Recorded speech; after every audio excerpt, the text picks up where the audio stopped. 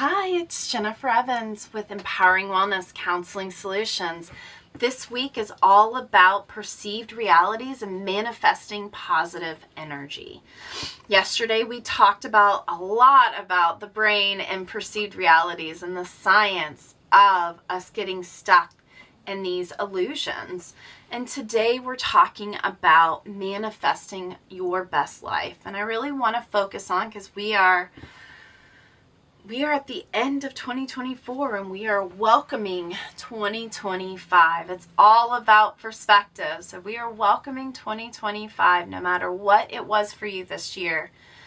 We are walking through that door and we are shutting it behind us, and we are allowing life to present openly to us. And when we do that, that perspective allows us to find pivots and opportunities for growth instead of barriers and feeling overwhelmed by fear.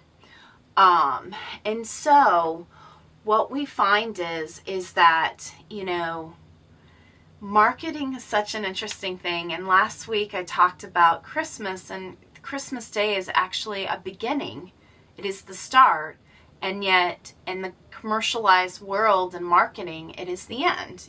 We start our Christmas season around before October sometimes. And, the finality is on Christmas Day, and then everything becomes 50 and 75% off.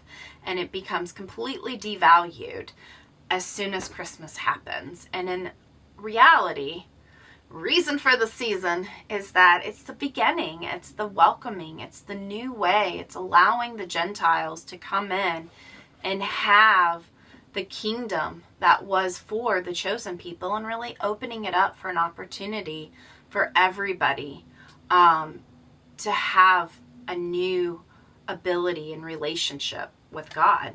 And obviously Easter is where it all kind of kicks off, when we, kind of dying for our sins. But the point is that Christmas is the beginning, and New Year 1 week later. Tell me that is not a coincidence that exactly 1 week later we are really ramping up our beginning. And yet marketing will say this all or nothing thinking, what you should and could be doing, the what ifs of the future if you don't change right now, anxious thoughts that they are putting on you, and forcing you into this idea of a New Year's resolution. Let's look at everything that we don't like about ourselves, and let's resolve to change it on day one. But our beginning started a week ago. It started a week ago. And so now we're just going and building on the goals that we want to set.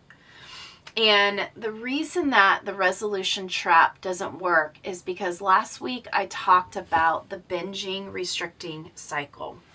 We have shame about a relationship that we have, and that can be with food, that can be with finances, that can be with ourselves, that can be with others, that can be with our personal life, our work life, a relationship. Does not matter. We have shame about a relationship that we have. Sometimes it's our family, especially with the holidays coming up. Sometimes it's with our family. So we have shame about a relationship. So what do we say? Well, I can't be in this relationship. So we restrict. We say this is not healthy, so I don't want anything to do with it.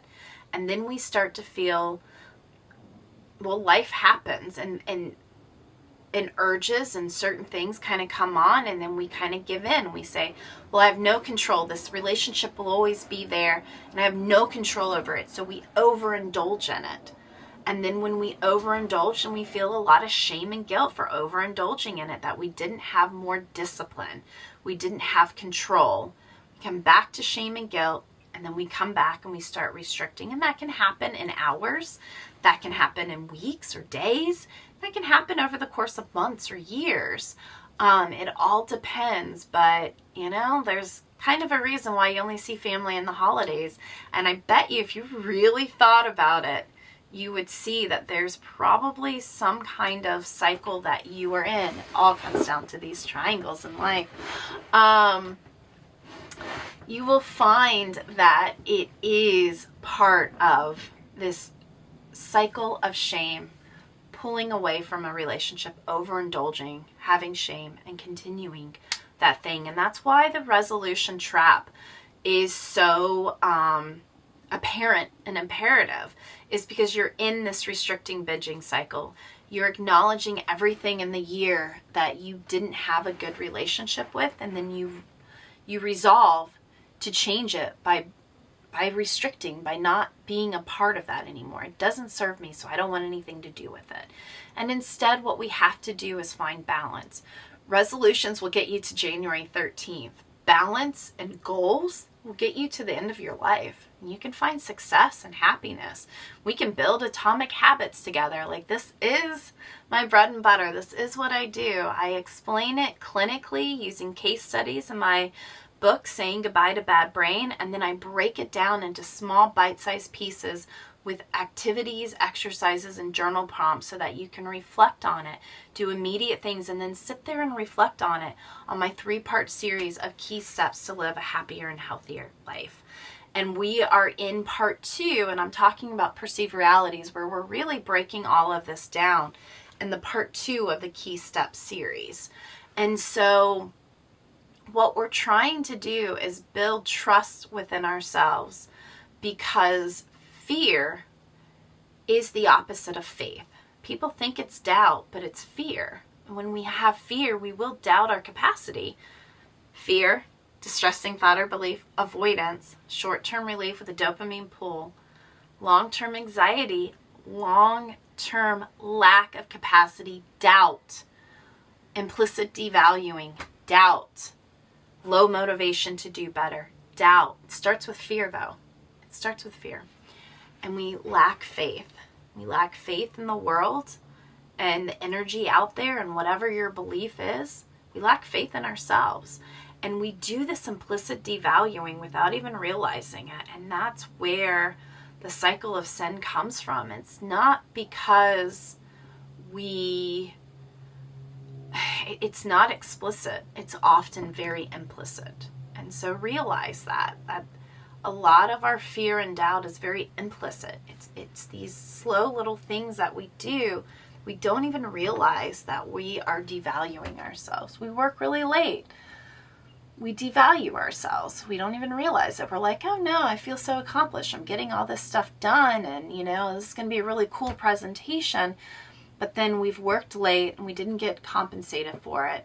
We're like, I'm just going to go and do something quick and easy. I'm just going to go through a drive-through. Implicit devaluing. The things compound. Our cycles compound so quickly.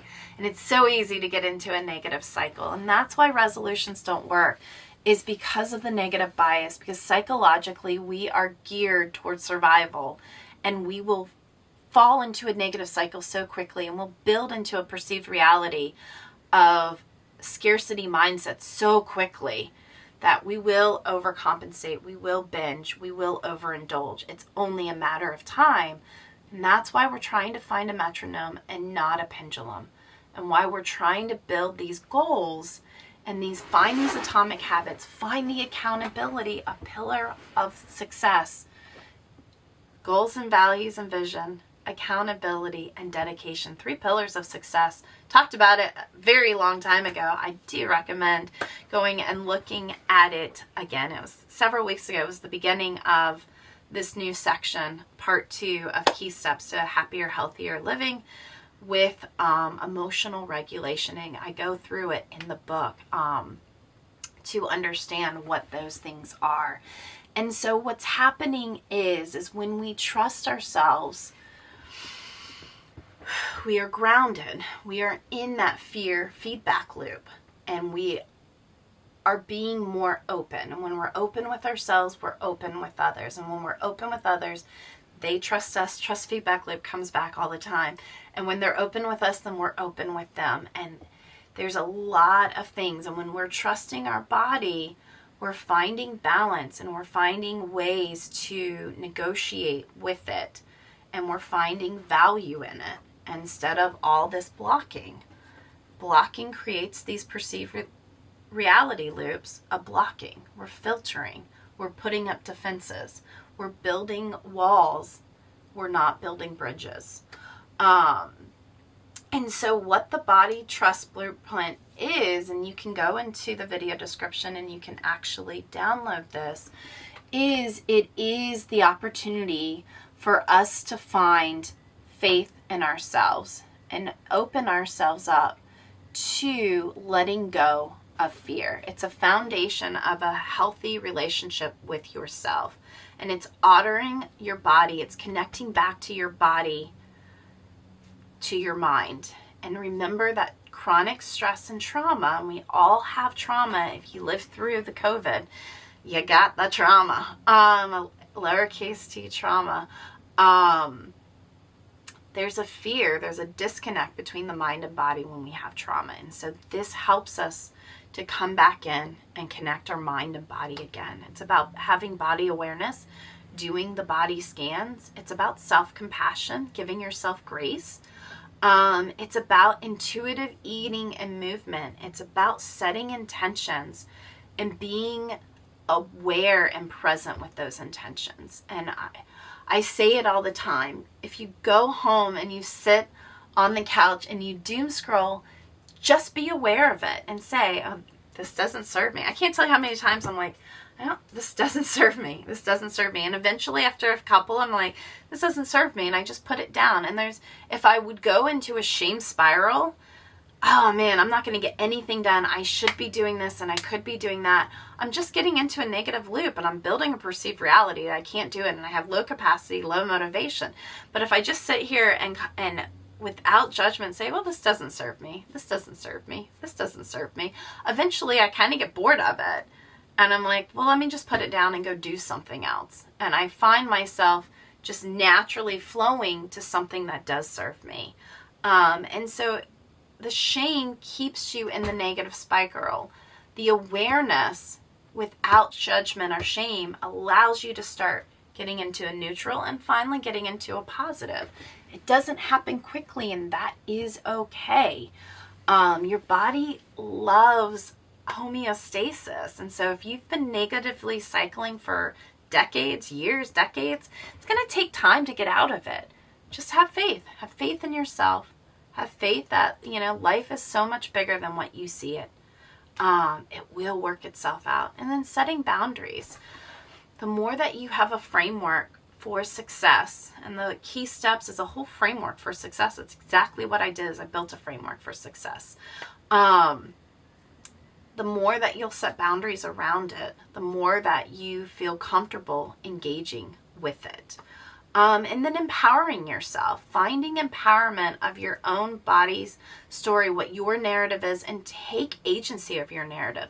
Instead of having a negative narrative of what you can't do or what you should or could do, find the positive to that. Start pivoting to find agency where you think you have lost it, because it's a perceived reality. It's not real. It's perception. It's what you've created because you're in a negative cycle.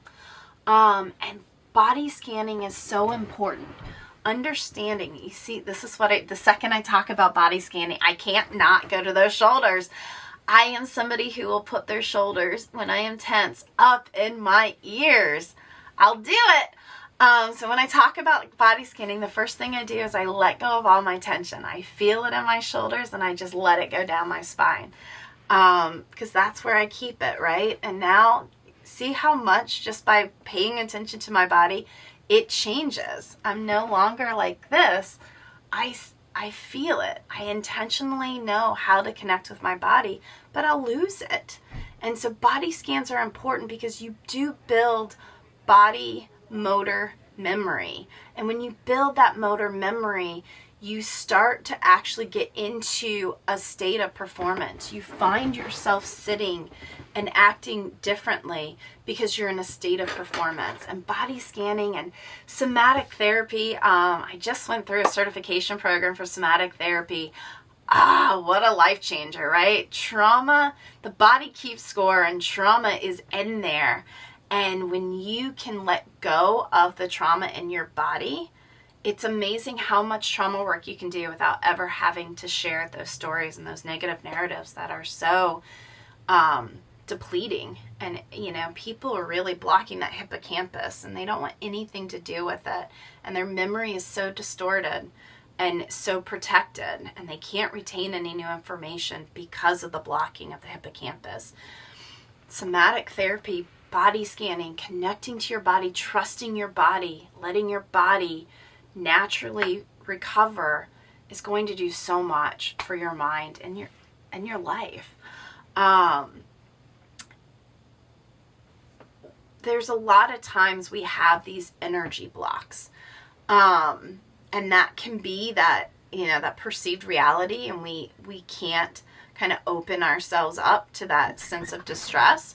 It can also be because we're truly like blocking ourselves, in somatic therapy, as people and clients are sharing their stories, they'll be like, man, I feel like I need to shield myself, or I feel like I need to fight. Like I just want to go out there. I just want to run. And it's good to be aware of it, to be connected with that, because those are energy blockers that we are naturally doing. And when you can lean into it, and we'll talk about at the end of the week, leaning into our experiences, lean into it. If you want if you're tense, then tense, because when you are aware of it, then what does your body want to naturally do? It wants to let it out. It doesn't want to be tense, but it doesn't know, because your mind is implicitly telling it, I need to be tense right now. And so when you start connecting to your body, that's what somatic therapy is doing. That polyvagal theory is doing, is it's saying, oh, I need to pay attention to this, because I'm giving it implicit messaging that I don't want to give it. That's not my intention. And so intention is important so that you can let go of these energy blocks. Awareness, acceptance, action. I go through it all in the saying goodbye to bad brain. That is how I work with my clients. And I have a lot of case studies that I share of how I've helped people get out of these negative cycles and out of these negative perceived realities. Awareness, acceptance, action. So go into the video description and check it out. And then how do we implement this? Well, we implement this through my Key Step series. It's about success. It's about having a vision and goal. It's about understanding your emotional regulation and getting out of the emotional brain, the trauma brain, coming into prefrontal cortex. And then what we'll find in the next series, in a couple of weeks, we're going to start the next series, is we're going to understand that it's all about networking and interpersonal relationships. And we're going to look at algorithms for friendships and a lot of DBTs of how to interact with other. DBT, dialectical behavior therapy. It's a cognitive behavioral approach that helps you to actually build a life worth living and engage in success through interpersonal skills, emotional regulation, and then this idea of kind of success, setting goals, and building frameworks for success. And we do this daily through kind of connecting to our bodies every morning. It does not matter what I do. I travel a lot. I enjoy travel. Freedom is one of my values, and I find traveling, I find gardening, I find photography, like all of those kind of connect to this sense of value of freedom. I actually find my houses to be freedom too. I know I have a lot of houses, but I get good prices for them. I pay off that mortgage very quickly, and therefore I have freedom, because now I have something that nobody can take away from me. There's no debt connected to it. I don't believe in debt. I'm a saver, not a spender, because I like freedom. It's a value of mine. I never want to feel held back. And so implementation of this is finding what your values are and living them every day. So as we are traveling, I still have a very lock set schedule that I adhere to. And it may change, because if I am on the West Coast and I am 3 hours ahead of my clients, I'm waking up at like 3 a.m. local time, because I stay on East Coast time. And that's okay. But if I'm waking up at 3 a.m., I'm probably not going to work out for an hour like if I was on the East Coast and I was in my mountain house and I have, or even my mountain house, I have my elliptical, right? I'm not going out in the middle of the night to go on a walk where there's a bunch of bears and coyotes. in my summer home or in my winter home in the Florida, I go on the beach and I spend that hour and the golden hour walking on the beach, hearing the waves crash, watching that sunrise. The dolphins are coming like right up onto shore, like swimming along, eating at high tide. The birds are welcoming and waking up. It's just such a meditative experience. So I honor those hours. But when I'm traveling and we're in the RV or we're in Europe, I want a different time. I want to have my time with my husband because he doesn't have the projects and things like he has in our other homes. So I honor that time. I lessen and lighter my workload, and I sleep in a little bit, but I still do my routines. I still get up. I do my stretches every single time. I get connected to my stretches. I do a little bit of a walk. I try to get 2,000 steps in. It's not a lot. It really is not much to get 2,000 steps in. I do my admin. I approach it every single time the exact same way, looking at emails, doing my welcome process to the new people coming in, looking at my schedule, and then preparing for my day. What do I want for my day? I look at my intention. I set my intention. I say my prayer for my business and my clients. And then I start my day. And then when I'm done with my day, I have a very set bookmark or bookend to my day. I get the heck out of here. I close my computer and I move. I must be on the move. I'll take a walk. I will get in my car. Most of the time I'm in my car, we are in the RV going to our next destination. Is oftentimes I put that window down, I let the breeze come through, and then I have the freedom of whatever I want to do in my personal time. And some of the personal time stuff is 20 minutes a day to get these books written, to give you this content.